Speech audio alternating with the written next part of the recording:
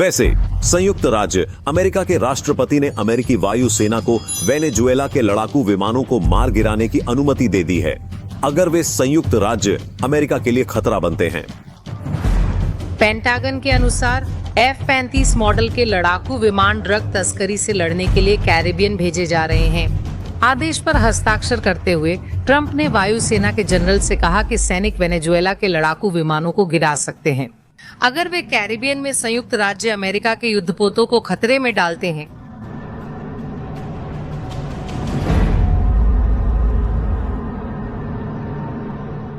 सितंबर 2025 Caribbean सागर दशकों में न देखी गई तनावपूर्ण स्थिति में है। अमेरिकी युद्धपोत वेनेजुएला के पानी में गश्त कर रहे हैं। हजारों सैनिकों को इस क्षेत्र में भेजा गया है। आधिकारिक तर्क मादक पदार्थों की तस्करी के खिलाफ लड़ाई, लेकिन सभी जानते हैं कि असली दबाव उसी पर है। Nicolas Maduro. वेनेजुएला की राजधानी काराकास में माहौल चिंताजनक है। वेनेजुएला की सरकार जानती है कि अमेरिकी लोग ब्लफ नहीं कर रहे हैं और फिर इस संकट के बीच वेनेजुएला एक ऐसा फैसला लेता है जिसकी उम्मीद बहुत कम लोगों ने की थी। 4 सितंबर सुबह वेनेजुएला के सैन्य अड्डे से 2 F-16 लड़ाकू विमान उड़ते हैं। उनका गंतव्य है यूनाइटेड स्टेट्स शिप जेसन डनहम, एक अमेरिकी विध्वंसक जो गाइडेड मिसाइलों और अत्याधुनिक रक्षा प्रणालियों से लैस है। क्या यह सीधा उकसावा है? यह ओवरफ्लाई कुछ मिनटों तक ही चला, लेकिन यह परिणाम उत्पन्न करने के लिए पर्याप्त था।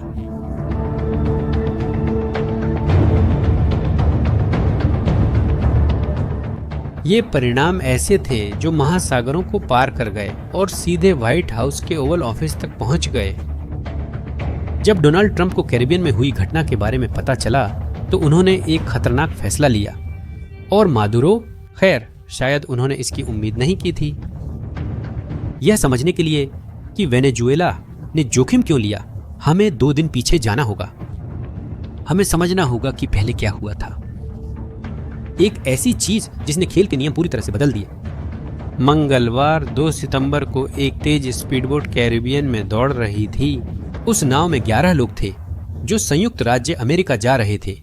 अमेरिकियों के अनुसार वे लोग ड्रग्स ले जा रहे थे, लेकिन यह यात्रा कभी खत्म नहीं हो पाई क्योंकि संयुक्त राज्य अमेरिका की सैन्य ताकतें इंतजार कर रही थीं और जब उन्होंने हमला किया तो वह डराने के लिए नहीं था।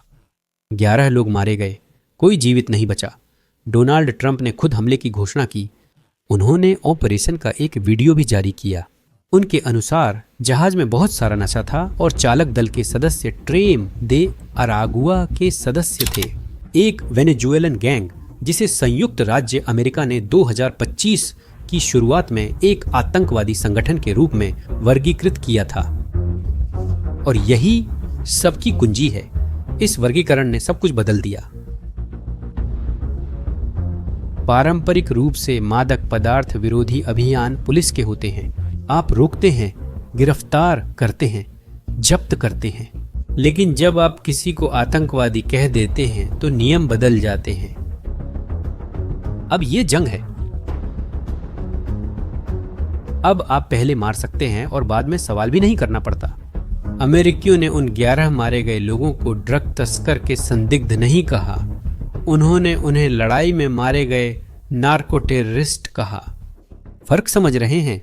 ये शब्द ही सब कुछ बदल देते हैं।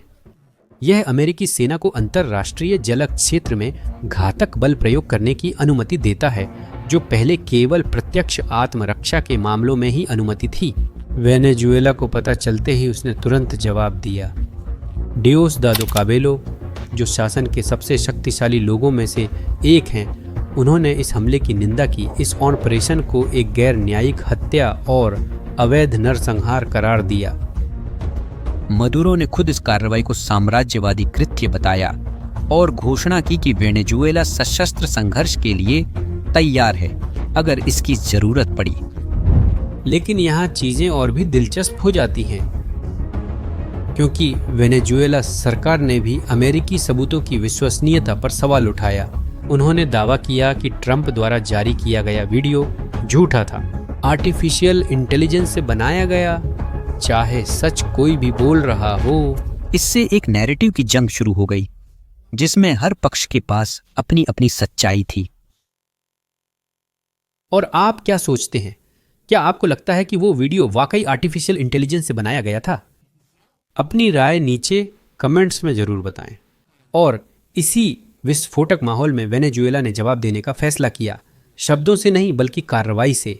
गुरुवार 4 सितंबर को वेनेजुएला वायुसेना के 2 अनुभवी पायलट अपने F-16 में सवार हुए। ये वही विमान हैं जो वैसे तो खुद अमेरिकियों से 80 के दशक में खरीदे गए थे। अब वे इन मशीनों का इस्तेमाल उसी देश को चुनौती देने के लिए करने जा रहे हैं जिसने इन्हें बनाया था।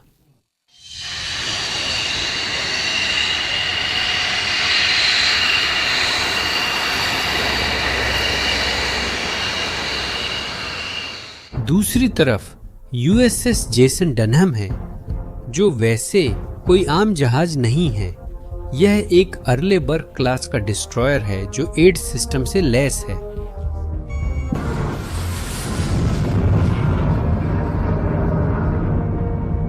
कल्पना कीजिए एक तैरता हुआ किला जो एक साथ कई खतरों का पता लगा सकता है और उन्हें रोक सकता है। मिसाइलें, विमान, पनडुब्बियां। इसका रडार सैकड़ों किलोमीटर दूर तक देख सकता है और इसमें 96 मिसाइल सेल्स हैं जो फायरिंग के लिए तैयार हैं। अब जरा रुककर थोड़ा सोचिए। इस जहाज के खिलाफ हैं 2 F-16 जो 80 के दशक के हैं, जिनके रडार कुछ दर्जन किलोमीटर तक ही पहुंच सकते हैं। हथियार प्रणालियां जो आधुनिक मानकों से कई पीढ़ियां पीछे हैं। जब आप इस असमानता को समझते हैं तो यह सामान्य है कि आप सोचें, लेकिन आखिर वेनेजुएला ऐसा क्यों करेगा? दुनिया के सबसे उन्नत युद्धपोतों में से एक के खिलाफ 2 पुराने विमान क्यों भेजे जाएंगे? और इसका जवाब सीधा है। जो उन्होंने किया वह कोई लड़ाई जीतने के लिए नहीं था, बल्कि एक संदेश भेजने के लिए था। यह उड़ान कुछ मिनट चली। F-16 विमान पास आए, अमेरिकी विध्वंसक के ऊपर से गुजरे और फिर दूर चले गए। लेकिन वहाँ एक महत्वपूर्ण तकनीकी विवरण है जो दिखाता है कि वहाँ असल में क्या हुआ था। किसी भी समय वेनेजुएला के पायलटों ने अमेरिकी जहाज को फायरिंग रडार से लॉक नहीं किया। यह महत्वपूर्ण है क्योंकि फायरिंग रडार से लॉक करना सार्वभौमिक रूप से तुरंत शत्रुतापूर्ण कार्य माना जाता है। यह बिल्कुल लोडेड बंदूक तानने जैसा है। अगर उन्होंने ऐसा किया होता तो USS जेसन डनहम शायद तुरंत प्रतिक्रिया करता। यानी चाहे यह कितना भी उकसाने वाला क्यों न रहा हो, वेनेजुएला ने कुछ खास रेड लाइन पार करने से बचने की पूरी सावधानी बरती। यह एक जानबूझकर की गई जोखिम भरी उकसावे वाली कार्रवाई थी। अमेरिकियों की प्रतिक्रिया तुरंत आई। पेंटागन ने इस उड़ान को एक अत्यंत उकसावे वाला कदम बताया जिसका उद्देश्य एंटी नार्को टेररिज्म ऑपरेशनों में हस्तक्षेप करना था। लेकिन सबसे दिलचस्प बात वह भाषा थी जो उन्होंने इस्तेमाल की। उन्होंने वेनेजुएला सरकार को वेनेजुएला को नियंत्रित करने वाला कार्टेल कहा।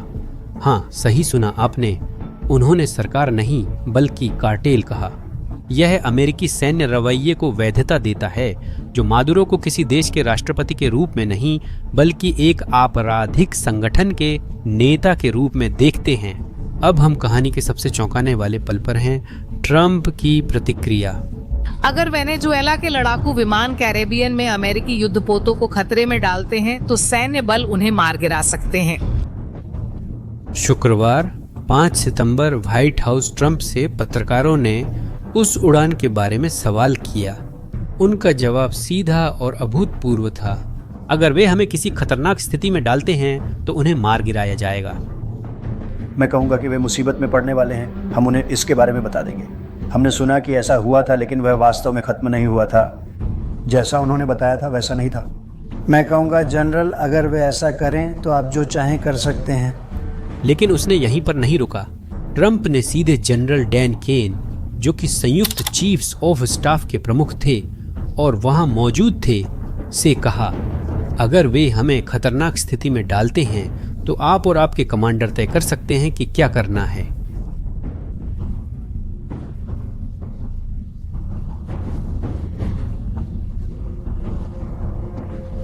ठीक है, बिल्कुल।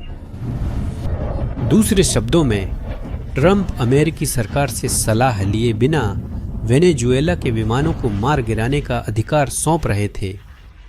यह नियमों में एक महत्वपूर्ण बदलाव का प्रतिनिधित्व करता है।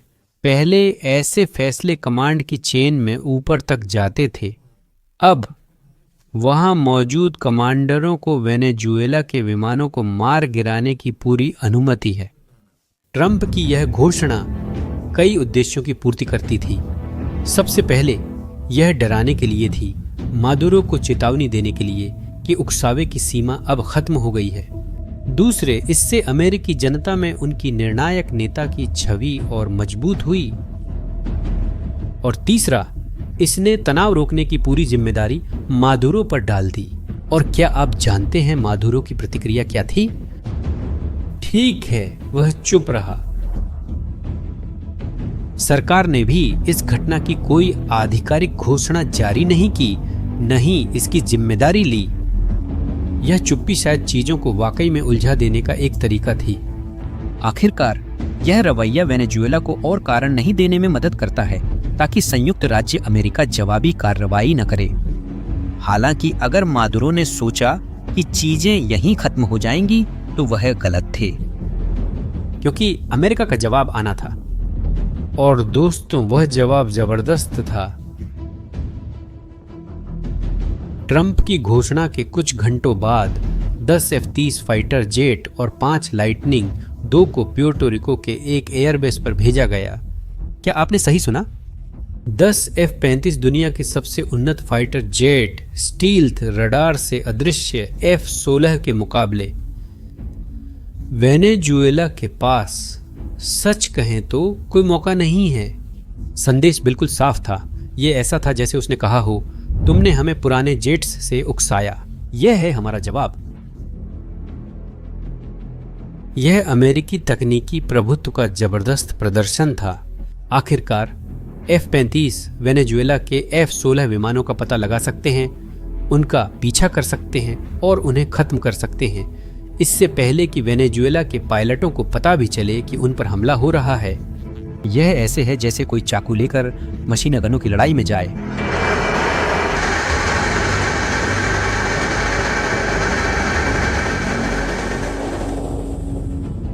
लेकिन इस कार्रवाई के परिणाम यहीं नहीं रुके। फिर वेनेजुएला ने अपनी सैन्य ताकत और नागरिक मिलिशिया को तैनात कर दिया। मादुरो ने कहा वे लड़ाई को तैयार हैं। पड़ोसी देशों ने सुरक्षा नीतियों पर पुनर्विचार शुरू किया। पूरा कैरिबियन क्षेत्र सतर्कता की स्थिति में आ गया। कोलंबिया के राष्ट्रपति गुस्तावो पेत्रो, जो क्षेत्र में अमेरिका के सहयोगी रहे हैं, ने अमेरिकी अभियान की खुलकर आलोचना की। अगर जहाज पर हमला होने की पुष्टि होती है तो उन्होंने इसे हत्या करार दिया और चेतावनी दी कि वेनेजुएला पर हमला कोलंबिया को भी इस संघर्ष में घसीट ले जाएगा। लूला का ब्राजील तटस्थ रहा, यह घोषणा करते हुए कि वह शांति के पक्ष में रहेगा। रूस और चीन ने इस मौके का फायदा उठाकर अमेरिकी हस्तक्षेपवाद की आलोचना की और अपने भू राजनीतिक बिंदुओं को दर्ज किया। लेकिन शायद इन सबका सबसे स्थायी परिणाम वह कानूनी मिसाल है जो स्थापित की गई। एक ड्रग गिरोह को आतंकवादी संगठन के रूप में लेबल करके संयुक्त राज्य अमेरिका ने अंतर्राष्ट्रीय जल में आपराधिक समूहों के खिलाफ घातक सैन्य बल का उपयोग करने के लिए एक औचित्य तैयार किया। यह मूल रूप से नार्को ट्रैफिकिंग के खिलाफ लड़ाई में खेल के नियमों को बदल देता है। ऐतिहासिक रूप से ये ऑपरेशन कानून प्रवर्तन के थे, अब सैन्य समर्थन के साथ मुकाबला ऑपरेशन हो सकते हैं। फर्क यह है कि अब आपको गिरफ्तार करने की जरूरत नहीं है और बाद में पूछताछ करनी है।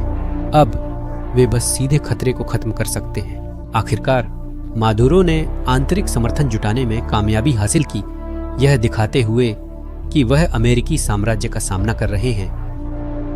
ट्रंप ने अपनी ओर से सैन्य ताकत का प्रदर्शन किया और नई अधिक आक्रामक नीतियां स्थापित की। दोनों पक्ष राजनीतिक रूप से फायदे में रहे। इस बीच कैरिबियन, जो पहले अपेक्षाकृत स्थिर क्षेत्र था, अब सैन्य तनाव में जी रहा है। और इस बढ़ती स्थिति ने दिखाया कि हालात कितनी जल्दी नियंत्रण से बाहर हो सकते हैं। और आप क्या सोचते हैं? क्या आपको लगता है कि वेनेजुएला ने सही किया या इस तरह की उड़ान भरकर गैर जिम्मेदाराना व्यवहार किया। अपनी राय कमेंट्स में बताएं। अगर आपको यह विश्लेषण पसंद आया हो तो चैनल सब्सक्राइब करें और रुचि रखने वालों से शेयर करें। अगली बार मिलते हैं।